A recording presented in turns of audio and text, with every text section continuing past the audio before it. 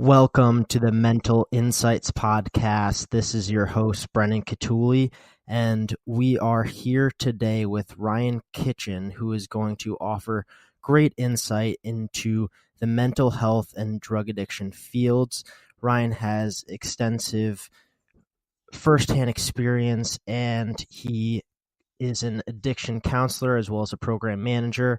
He offers coaching and speaking advice on these topics. So it's going to provide great insight into what he can provide people who are experiencing it, as well as third party throughout people around their life. So Ryan, why don't you get started and just offer more into what you are currently doing?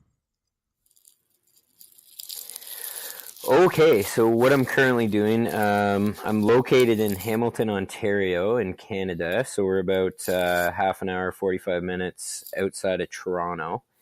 And I work at a place in Hamilton called Wayside House of Hamilton. I'm the program manager. So what we do, it's a program, it's a men's inpatient treatment facility for people with substance use issues. So every addiction you can think of,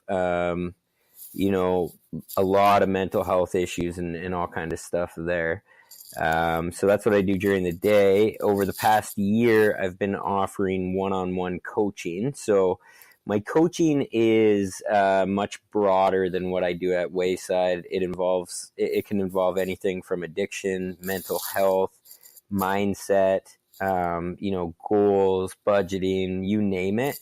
I've worked with all the different kinds of people now doing my coaching thing. So I do that on the side. So I kind of got 2 gigs on the go right now. That's great. And it definitely really shows about how dedicated and really motivated you are to make and create change within these fields. And I think that speaks volumes about who you are and what you're currently doing to try to make change within those fields. So before we really get into kind of what you're doing, let's bring it back. And why don't you talk about kind of when you were first introduced into these fields? How did these kind of create and shape your own life? Okay, so when I was, I'm 32 now. I got sober when I was 23 years old. So I had a brief, 7, 8, 9 years addiction with alcohol and really, really challenging struggles with panic and anxiety. So the alcohol was really like the medication I was using to manage my anxiety. But obviously, whenever you have panic or anxiety and you're using substances to get rid of it, it brings it back tenfold. So when I got sober, my anxiety was at the point where I couldn't even leave my house. I was constantly having panic attacks. And when I got sober, the first job that I did, I was about 6 months sober, and I went to work at a factory. And I was 23. I didn't have a college education. I didn't have a criminal record or anything, so I was kind of up in the open. I could do whatever I wanted. And what ended up happening is I went and worked at a factory basically just to make some money. So what I came to find out in recovery, in my first year of recovery, a lot of people were telling me, like, for a guy who can't who can't even look people in the eyes and have conversations 6 months ago, a year ago, you're really good at communicating with people and you're a really good listener, and you should go to college, you should go to school and become an addictions counselor. So very common, path for people in recovery. I just started to experience this passion within me to support other people. And a big piece of my recovery to, take good care of myself is to support others and kind of give away what was given to me. So I ended up going to college, and, I've been working at where I've been working now for the past 7 years. Last 7 years. And, there's just it's hard to explain.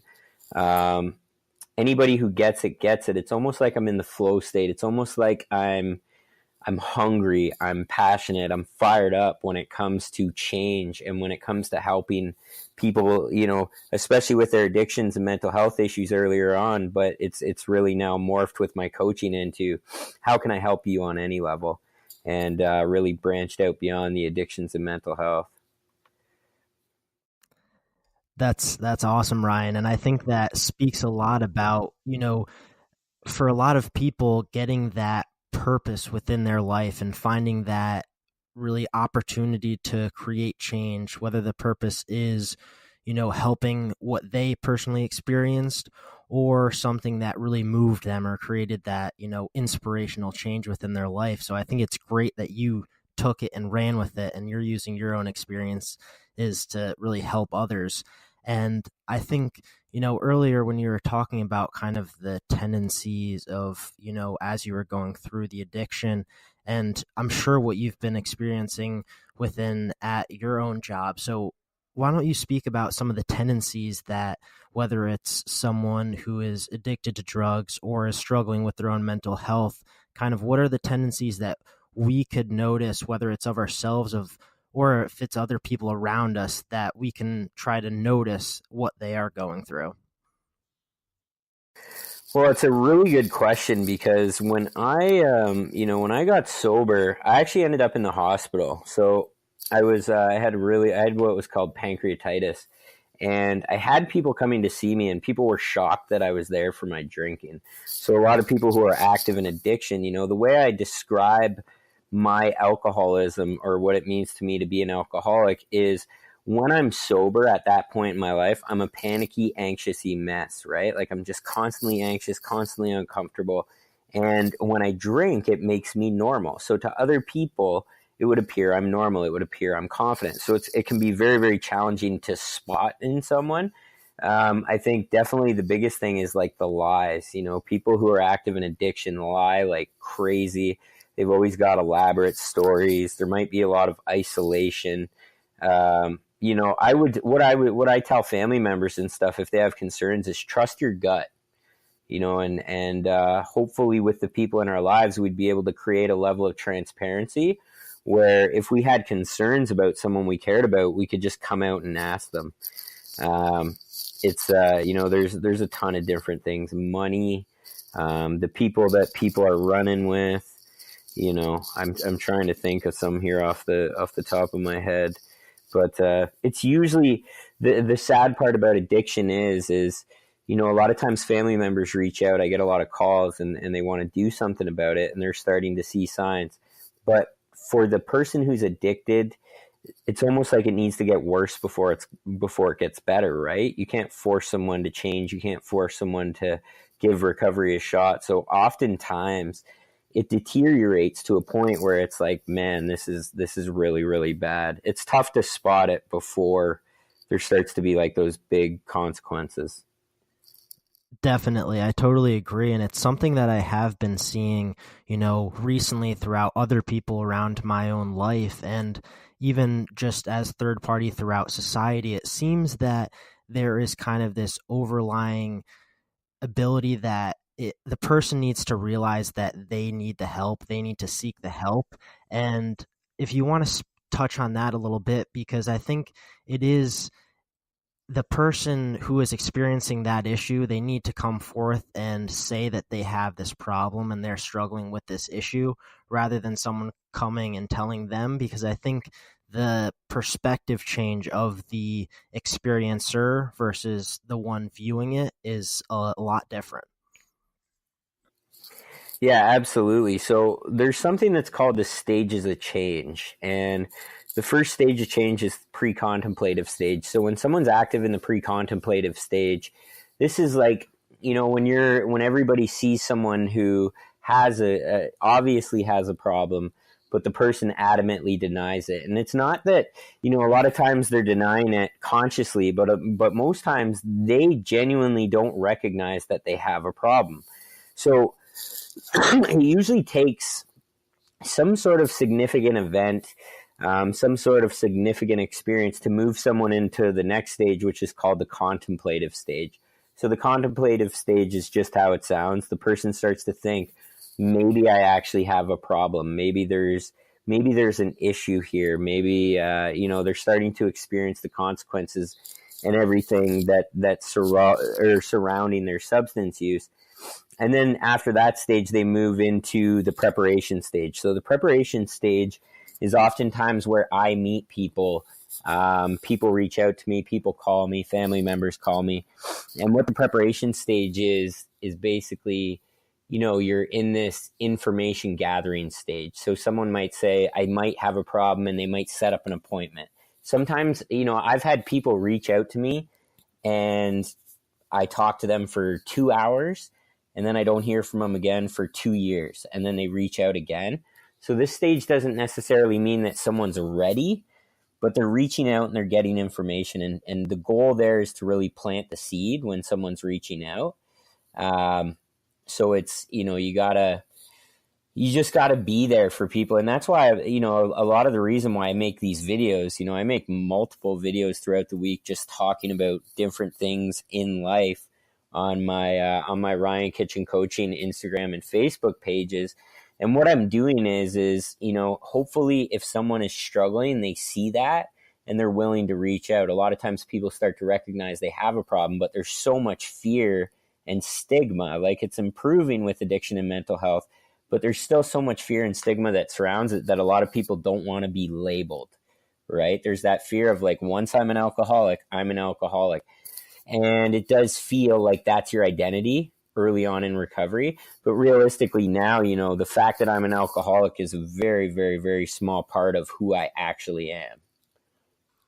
That's great. I love that perspective. And I think that speaks volumes about, the way that you can change and reincorporate your life and really shift kind of the perspective and what you're trying to aim to do.